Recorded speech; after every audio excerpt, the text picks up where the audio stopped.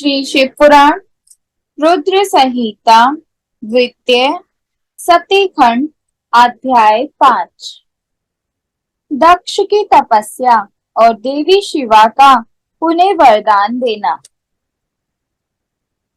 नारद जी ने पूछा, पूज्य पिताजी, दृढ़ता पूर्वक उत्तम व्रत का पालन करने वाले दक्ष ने तपस्या करके देवी से कौन सा वर प्राप्त किया तथा वे देवी किस प्रकार दक्ष की कन्या हुई। ब्रह्मा जी ने कहा, नारद, तुम धन्य हो। इन सभी मुनियों के साथ भक्ति पूर्वक इस प्रसंग को सुनो। मेरी आज्ञा पाकर उत्तम बुद्धि वाले महाप्रजापति दक्ष ने क्षीर सागर के उत्तर तट पर स्थित हो देवी जगदम्बिका को पुत्री के रूप में प्राप्त करने की इच्छा तथा उनके प्रत्यक्ष दर्शन की कामना लिए उन्हें हृदय मंदिर में विराजमान करके तपस्या प्रारंभ की। दक्ष ने मन को संयम में रखकर दृढ़ता पूर्वक कठोर व्रत का पालन करते हुए शौच, संतोष आदि नियमों से युक्त हो 3000 दिव्य वर्षों तक तप किया। वे कभी जल पीकर रहते, कभी हवा पीते और कभी सर्वथा उपवास करते थे। भोजन के नाम पर कभी सूखे पत्ते चबा लेते थे।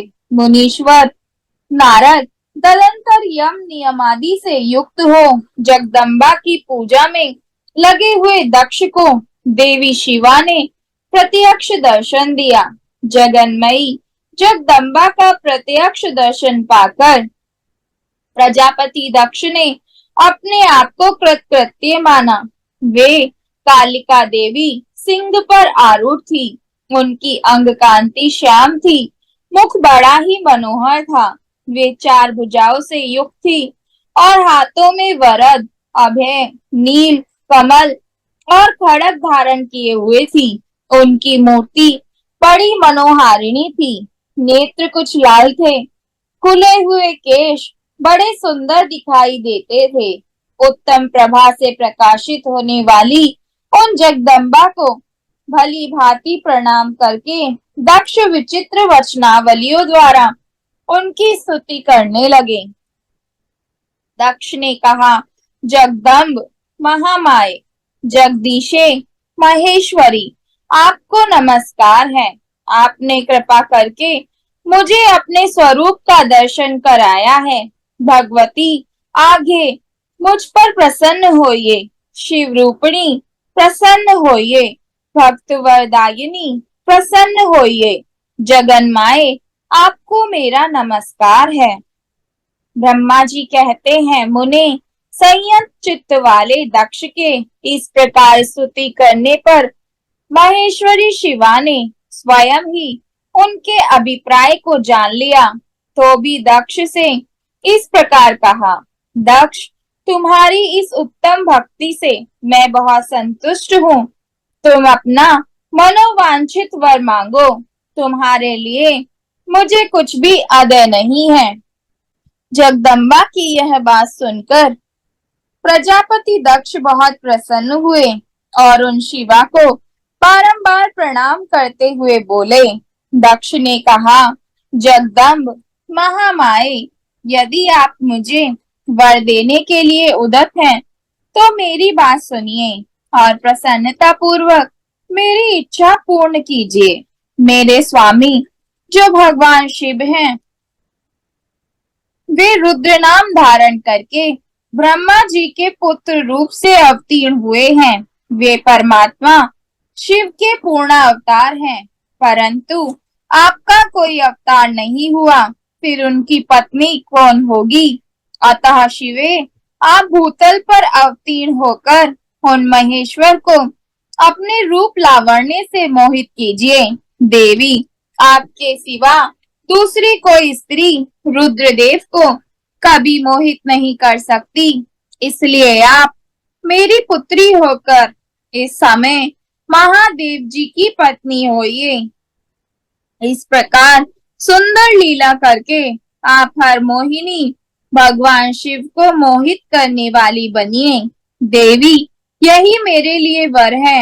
यह केवल मेरे ही स्वार्थ की बात हो, ऐसा नहीं सोचना चाहिए। इसमें मेरे ही साथ संपूर्ण जगत का भी हित है। ब्रह्मा, विष्णु और शिव में से ब्रह्मा जी की प्रेरणा से मैं यहाँ आया हूँ।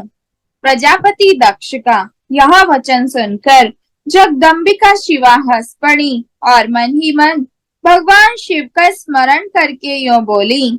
देवी ने कहा, तात प्रजापते दक्ष, मेरी उत्तम बात सुनो। मैं सत्य कहती हूँ, तुम्हारी भक्ति से अत्यंत प्रसन्न हो। तुम्हें संपूर्ण मनोवांछित वस्तु देने के लिए उद्यत हूँ। दक्ष, यद्यपि मैं महेश्वरी हूँ, तथापि तुम्हारी भक्ति के अधीन हो तुम्हारी पत्नी के गर्भ से तुम्हारी पुत्री के रूप में अवतीर्ण होंगी, इसमें संशय नहीं है। अनग, मैं अत्यंत दुस्सह तपस्या करके ऐसा प्रयत्न करूंगी जिससे महादेव जी का वर पाकर उनकी पत्नी हो जाऊं। इनके सिवा और किसी उपाय से यह कार्य सिद्ध नहीं हो सकता, क्योंकि वे भगवान सदाशिव सर्वथा निर्विकार हैं, ब्रह्मा और विष्णु के भी सेव्य हैं तथा नित्य परिपूर्ण रूप ही हैं। मैं सदा उनकी दासी और प्रिया हूँ। प्रत्येक जन्म में वे नाना रूपधारी शंभु ही मेरे स्वामी होते हैं।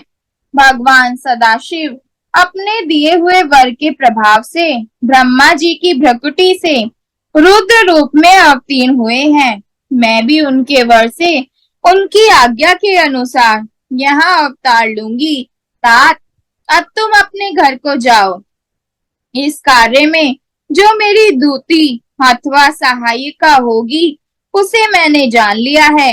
अब शीघ्र ही मैं तुम्हारी पुत्री होकर महादेव जी की पत्नी बनूंगी। दक्ष से यह उत्तम वचन कहकर मन ही मन शिव की आज्ञा प्राप्त करके देवी शिवा ने शिव के चरणार बिंदों का चिंतन करते हुए फिर कहा, प्रजापते, परंतु मेरा एक प्रण है, उसे तुम्हें सदा मन में रखना चाहिए। मैं उस प्रण को सुना देती हूँ, तुम उसे सत्य समझो, मिथ्या ना मानो। यदि कभी मेरे प्रति तुम्हारा आदर घट जाएगा, तब उसी समय मैं अपने शरीर को त्याग दूंगी, अपने स्वरूप में लीन हो जाऊंगी अथवा दूसरा शरीर धारण कर लूंगी। मेरा यह कथन सत्य है। प्रजापते, प्रत्येक सर्ग या कल्प के लिए तुम्हें यह वर दे दिया गया। मैं तुम्हारी पुत्री होकर भगवान शिव की पत्नी होंगी। मुख्य प्रजापति दक्ष से ऐसा कहकर महेश्वरी शिवा उनके देखते देखते वही अंतर्ध्यान हो गई। दुर्गा जी के अंतर्ध्यान होने पर दक्ष भी अपने आश्रम को लौट गए और यह सोचकर प्रसन्न रहने लगे कि देवी शिवा मेरी पुत्री होने वाली है।